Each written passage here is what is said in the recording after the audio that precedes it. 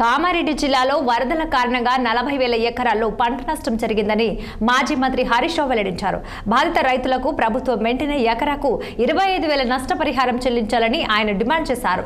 జిల్లాలోని వరద ముంపు ప్రాంతాల్లో ఎమ్మెల్యే వేముల ప్రశాంత్ రెడ్డితో కలిసి మాజీ మంత్రి హరీష్ రావు పర్యటించారు. బాధిత రైతులను కలిసి పంట నష్టం గురించి మాజీ మంత్రి వివరాలు అడిగి తెలుసుకున్నారు. రైతులకు నష్టపరిహారం ప్రకటించి నెల రోజులు దాటుతున్నా ఇంతవరకు అందలేదని ఆయన ఫైర్ అయ్యారు.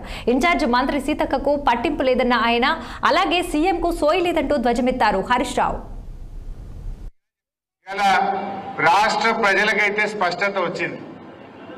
మళ్ళొచ్చే గవర్నమెంట్ ఏది అంటే బీఆర్ఎస్ పక్కా అనేది ఇలా ఎవరిని అడిగినా చెప్తున్నారు. 2 ఏళ్ళు అయితే గడిచిపోయింది, ఇక ఉన్నది 2 ఏళ్ళు. కొద్దిగా ఓపికగా మనందరం కలిసి పనిచేస్తే 100కు 100% ఎప్పుడు అసెంబ్లీ ఎన్నికలు పెట్టినా మళ్ళా వచ్చే ఎగిరే జెండా బీఆర్ఎస్ గులాబీ జెండా. అందులో ఏ డౌట్ అవసరం లేదు. బీజేపీ పని కూడా తేలిపోయింది. సరే, ఇప్పుడు తానాజీ గారు అన్నట్టు, మా ప్రశాంత్ అన్న అన్నట్టు దేశం కోసం ధర్మం కోసం అని డైలాగులు కొట్టింది. ఇలా మోడీ గారు ఏమంటారు, సబ్కా సాత్ సబ్కా వికాస్ అనే డైలాగ్ కొడుతుంటది బీజేపీ పార్టీ.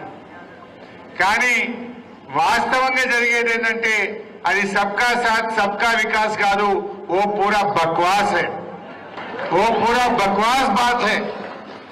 वो सिर्फ नॉर्थ इंडिया का साथ देता है, सिर्फ मारवाड़ी का साथ देता है, सिर्फ बीजेपी की कार्यकर्ता का साथ देता है, लेकिन पूरे लोगों का साथ नहीं देता ये बीजेपी पार्टी.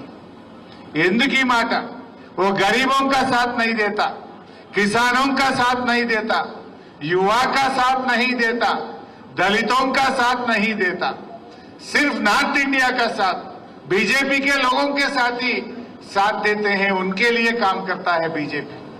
ఎందుకు మాట అంటున్నా, బీజేపీ చెప్పేదేంది అందరి కోసం దేశం కోసం అంటారు. మరి దేశం అంటే దేశంలో తెలంగాణ లేదా?